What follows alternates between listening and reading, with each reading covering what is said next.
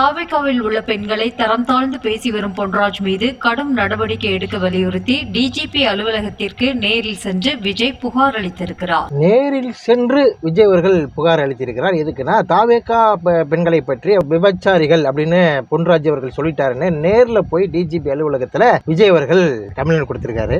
அவர்கிட்ட நம்ம கேட்க வேண்டிய சில கேள்விகள்லாம் இருக்கு. அதுக்கு முன்னாடி ஒரு சின்ன கிளிப்பிங்ஸ் பார்த்துருங்க. நீயே சிரிச்ச இல்ல அந்த மேட்ரு கிட்ட நான் எஸ்கேப் ஆயிட்டேன்ல அது நினைச்சு சிரிச்சேன். ஆமா நீயே சிரிச்ச ஒரு மேட்ரே பிடிக்கல சொல்லிட்டாங்க. இந்த காமெடியை பார்த்து நம்ம ரசிச்சிருப்போம், சிரிச்சிருப்போம். ஆனா அதுக்குள்ள ஒரு வேதனை ஒண்ணு இருக்கு. என்ன வேதனை தெரியுமா? பொன்ராஜ் அவர்கள் விபச்சாரி அப்படின்னு சொன்னது கூட கண்டிக்கத்தக்க ஒரு விஷயம் தான். டிவி சோமு அவர்கள் ஒரு பதிவு போட்டிருந்தார். ரொம்ப நல்ல பதிவு படிச்சேன். அந்த பதிவுல என்ன போட்டிருக்காரு அப்படின்னா, அந்த தொழில் செய்பவர்களை நீங்க கேவலப்படுத்தாதீங்க. அவங்க குடும்ப சூழ்நிலைக்காக விபச்சாரம் பண்றாங்க. அவர்கள் கூட ஒரு அண்ணன் கூடயோ தம்பி கூடயோ உறவு கொள்றது இல்ல. தொழில இருக்கும் பொழுது அவர் அண்ணனோ தம்பியோ அவங்க காலில் விழுந்து கும்பிட்டு வேற யார் கூட போங்க, என் கூட வேண்டாம் அப்படின்னு அனுப்பிடுறாங்க அப்படின்னு ஒரு பதிவு போட்டிருந்தாரு. ஒரு பெண் விபச்சாரத்திற்கு தள்ளப்படுகிறார்னா அதுல பல சோகமான காரணங்கள் இருக்கலாம். அவளுக்கு பின்னாடி ஒரு வயதான நோய் வாய்ப்பட்ட ஒரு தாய் இருக்கலாம், ஒரு தந்தை இருக்கலாம், அல்லது ஒரு தங்கை இருக்கலாம், அல்லது ஒரு மகன் இருக்கலாம். அதனால் அவர் வேறு எந்த வேலையும் கிடைக்காத பட்சத்தில் விபச்சாரம் என்கிற ஒரு விஷயத்திற்கு தள்ளப்பட்டிருக்கலாம். பாலியல் தொழில் செய்யும் அனைவரிடமும் ஒரு சோக கதை பின்னால் ஒளிந்திருக்கும். அவர்கள் விருப்பப்பட்டு வரதில்லை. அவங்க கஸ்டமரா ஆண்களை அனுமதிக்கிறார்களே தவிர கணவனா அவர்கள் என்னைக்குமே அனுமதிக்கிறதில்லை. யாருமே இஷ்டப்பட்டு அந்த தொழிலை செய்வதில்லை அப்படிங்கிறது ஒரு ஆய்வு சொல்கிறது. இந்த சென்டிமெண்ட்டை காமெடியா ஒரு முருகதாசுங்கிற ஒரு இயக்குனர் எடுத்திருக்கார். விஜய் அவர்கள் அதுல நடித்திருக்கிறார். பெண் உரிமை பேசுகிற இவர் ஒரு மேட்ருக்கிட்ட இருந்து நான் தப்பிச்சுட்டேன் அப்படின்னு சொல்றாரு. காஜல் அகர்வால் என்ன சொல்றாங்க? ஒரு மேட்ருக்கே உன்னை பிடிக்கலையே அப்படின்னு சொல்றாங்க. அப்போ ஒரு மேட்டர் அப்படிங்கறத யார சொல்றாங்கன்னா இந்த பாலியல் தொழிலாளர்களா அவங்க சொல்றாங்க.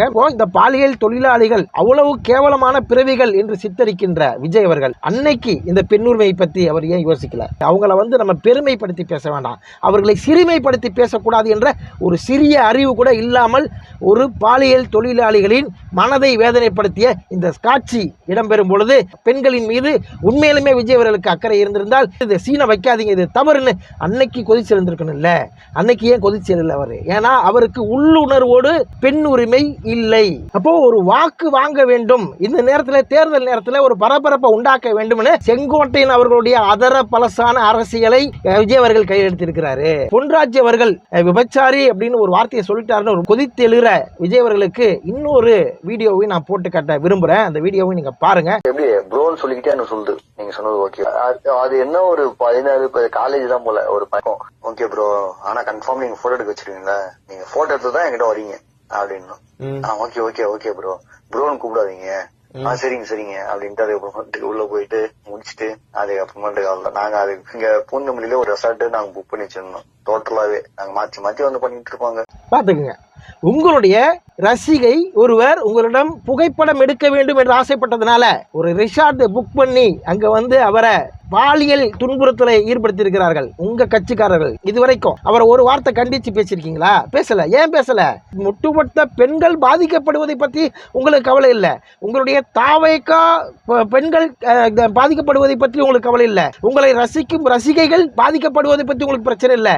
இன்னைக்கு தேர்தல் வருது. இந்த தேர்தலில் நீங்க ஸ்கோர் பண்ணணும். ஏன்னா பெண்களுடைய வாக்கு சதவீதம் உங்களுக்கு குறைஞ்சிருக்கு. உங்கள் மனைவியை நீங்க விவாகரத்து பண்ண விஷயத்துல உங்கள் மனைவி ஒரு நடிகையின் பெயரை குறிப்பிடாமல் அவர் கோர்ட்ல வழக்கு தொடுத்த பொழுது நீங்கள் அந்த நடிகையை கூட்டிக் கொண்டு அடுத்த நாள் ஒரு விழாவுக்கு சென்றதை பார்த்தவுடன் உங்களுடைய வாக்கு சதவிகிதம் அப்படியே குறைந்திருக்கிறது. இந்த வாக்கு சதவீதத்தை தூக்கி நிறுத்துவதற்காக நானும் பெண்களின் காவலன் தெரிவிப்பதற்காக நீங்க என்ன பண்ணிருக்கீங்க அப்படின்னா இந்த ஸ்டண்ட் அடிச்சிருக்கீங்க. இந்த ஒரு மேட்ருக்கே உன்னை பிடிக்கலையே ஒரு கேவலமா ஒரு சீன் வச்சிருக்கீங்களே.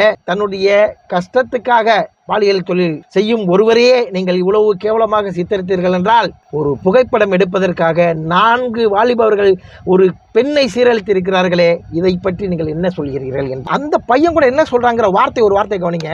ஓகே ப்ரோ, ஆனா கன்ஃபார்ம் நீங்க போட்டோ எடுக்க வச்சிருக்கீங்களா? நீங்க போட்டோ எடுத்து தான் என்கிட்ட வரீங்க அப்படின்னு. ஓகே ஓகே ஓகே ப்ரோ, ப்ரோன்னு கூப்பிடாதீங்க. சரிங்க அப்படின்ட்டு ப்ரோன்னு கூப்பிடாதீங்க. எதுக்கு ப்ரோன்னு கூப்பிடாதீங்கன்னு சொல்றான்? அவனுடன் படுக்கையை பகிர போகிறாள். அதனால என்ன புரோன்னு கூப்பிடாதீங்க அப்படின்றான். உங்கள் தோழிகள் என்ன சொல்றாங்கிறதை பாருங்க. எனக்கு சின்ன வயசுல இருந்து தளபதினா ரொம்ப ரொம்ப ரொம்ப ரொம்ப